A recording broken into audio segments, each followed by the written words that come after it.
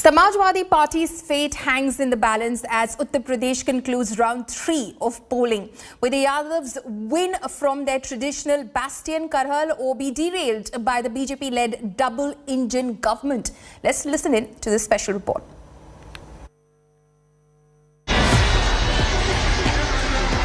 Round 3 of State of War, Uttar Pradesh. Prestige at stake for the Yadav family. People of Karhal seal the fate of SP Chief Akhilesh Yadav and BJP's SP Singh Baghel. उनका तो कोई भरोसा नहीं है। वो तो जहां जाना चाहेंगे वहां चले जाएंगे। उन्हें स्वार्थ जहां दिखाई देगा, कभी समाजवादी पार्टी में थे, कभी बसपा में थे, आज बीजेपी में हैं। कल कहां होंगे? कल हो सकता है बसपा में हो, कल हो सकता है समाजवादी पार्टी में आ जाएं। उनका क्या है? वो तो केवल यहाँ किसी दिल्ली वाले बड़े नेता ने उन्हें कहा कि जाओ करहल में कुछ माहौल बनाओ, वो माहौल बनाने आए थे। जनता को अपने 50 साल के उत्पीड़न का एक अवसर मिला है। मुझे लगता है वो खो नहीं रहे। मुझे तो एक गांव में एक व्यक्ति ने ये कहा कि अगर आज हम अखिलेश यादव को हरा देंगे तो 20 साल बाद हमारे नाती कहेंगे कि जिस सेफई का किला गिरा था तो हमारे बाबा ने भी कुछ ईंटें उखाड़ी थी। The entire Yadav clan was in Saifai to exercise its franchise, including Yadav Badi Bahu, Dimple Yadav. मैं समझती हूँ बीजेपी की सरकार ने ऐसे परसेप्शन क्रिएट करने की कोशिश की कि लॉ एंड ऑर्डर अच्छा है, पर हकीकत ऐसी नहीं है। हमें रोज आए दिन घटनाएं सुनने को मिलती है और महिलाओं के साथ तो उत्पीड़न के मामले बड़े हैं, जैसे कि हमारे पास NCRB की रिपोर्ट्स भी हैं।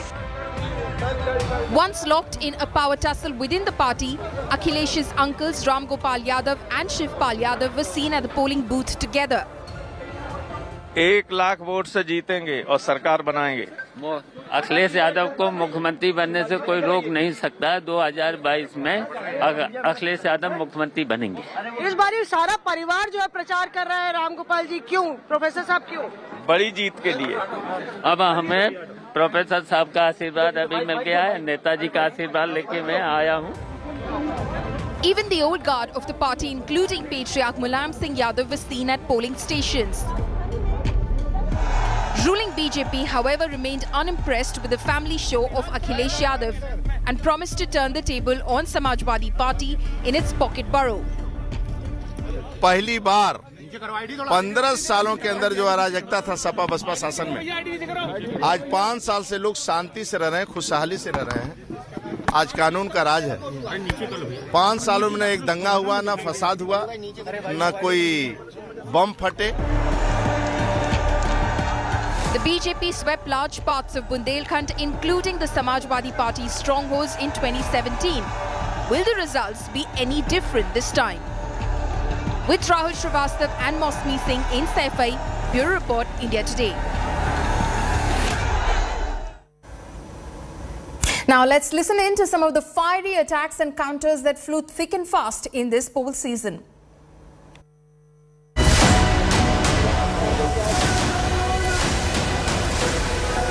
अभी पहली बार बिल से निकले हैं, कुछ गर्मी ज्यादा लग रही है। ये गर्मी भी 10 मार्च के बाद शांत करवा देंगे। वो हमारे मुख्यमंत्री हैं, वो कोई कंप्रेसर थोड़ी है कि हमें ठंडा कर देंगे।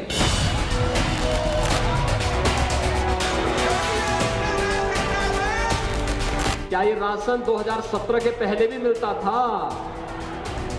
क्योंकि तब तो अब्बा जान कहने वाले राशन हजम कर जाते थे। उत्तर प्रदेश की जनता बदलाव चाहती है और उत्तर प्रदेश की जनता एक झूठ बोलने वाली सरकार को हटाना चाहती है। राष्ट्रपिता महात्मा गांधी, जवाहरलाल नेहरू, जिन्ना एक ही संस्था में पढ़ करके बैरिस्टर बन करके आए। ये देश गन्ने की मिठास को एक नई उड़ान देगा या जिन्ना के अनुयायियों से फिर दंगा करवाने की शरारत करवाएगा? हमने कहा भी देखो विकास भी कराएंगे, लेकिन बुलडोजर रुकेगा नहीं। माफिया के ऊपर बुलडोजर चलता रहेगा। उत्तर प्रदेश के जो माफिया हैं, उनकी सूची क्यों नहीं जारी हो रही?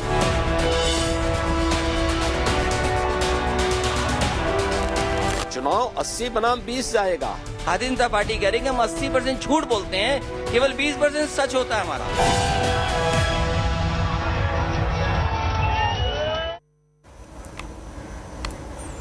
Now, the finest election team on ground is in fact joining us live right now. 6 p.m. it is. Polling has come to a close. Aishwarya Paliwal joins us from Etawah. Milan Sharma is reporting from Kanpur. Amit Bharwaj is joining us from Hathras, and Shreya Chatterjee is reporting from, in fact, Jhansi in Uttar Pradesh.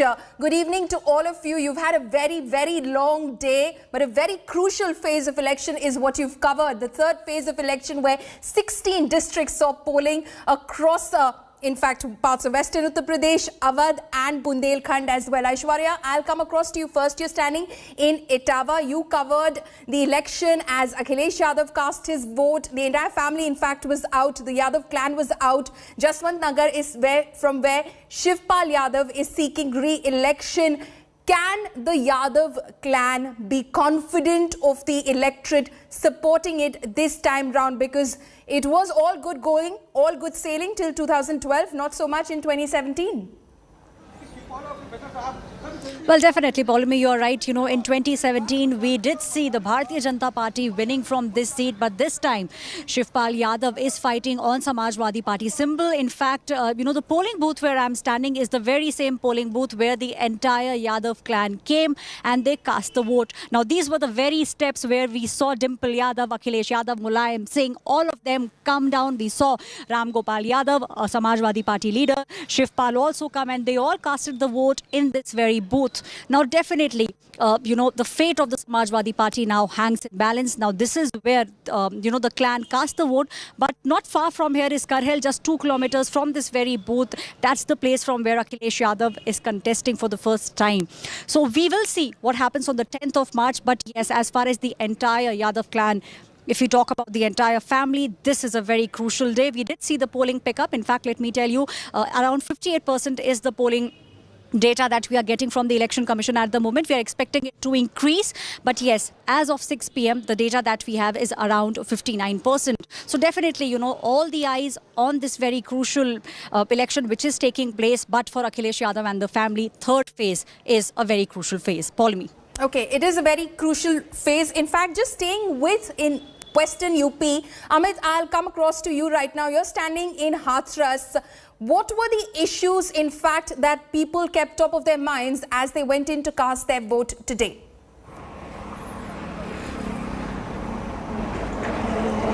See, we know for a matter of fact that Hathras had witnessed a horrific gang rape and murder. So when you speak to the women voters and the voters from the Dalit community, they were definitely referring to this particular incident, horrific incident. However, when you ask them whether this is going to impact their voting pattern, the answer in a way, you know, when you clear the layers, what you get, the answer was no. So the 3 constituencies of Hathras, Sadabad, Hathras Reserved Constituency and Sikandra Rao. On all 3 constituencies, the only factor that mattered or which was at play was the caste factor. Whether the party that is contesting or is in the electoral fray has been able to get their calculations correct. For instance, these Hathras reserved seat, that is Hathras city seat, BJP is finding itself very comfortable because possibly they have gotten their arithmetic correct on that particular seat. But once you move to Sadabad seat, there the contest is between the BJP Rambir Upadhyay and the RLD candidate, and the reason being that it is also called mini Jatland. So you have Jat voters, Muslim voters, Yadav voters and the other caste supporting the RLD SP alliance.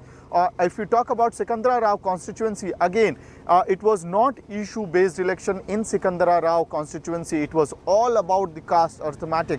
Whether a political party, whether the candidate has been able to get the electoral arithmetic right, whether the chemistry of the different caste is becoming a hit or a flop. For instance, in Sikandra Rao, what the Samajwadi Party was trying to do was to get the Baghel community vote bank along with the Muslim vote bank, the Yadav vote bank, and you know, trying to eat into the vote bank of the BSP as well as the BJP. So clearly the SP in that particular seat is looking for a getting the core vote bank along with denting the vote bank of the opposition, and also trying to attract the Dalit community vote bank in light of what happened in Hathras' Bulgadi village, that horrific gang rape incidents. So initially voters might be speaking about the issues that they prefer, but once you start digging up, once you start talking to them more and more, what you get is the caste arithmetic that matters the most. And the Yadavs in this belt and the Jats are hoping that they might be able to turn the tables, and this time around they might change the numbers of 2017. Over to you. Okay, right. Amit, so that is of course your analysis of how Hathras is polling. Milan, I'll come across to you right now, shifting focus to Awadh. In fact, how was the voting in Kanpur? We did of course report of at least 2 incidents of poll code violations from Kanpur.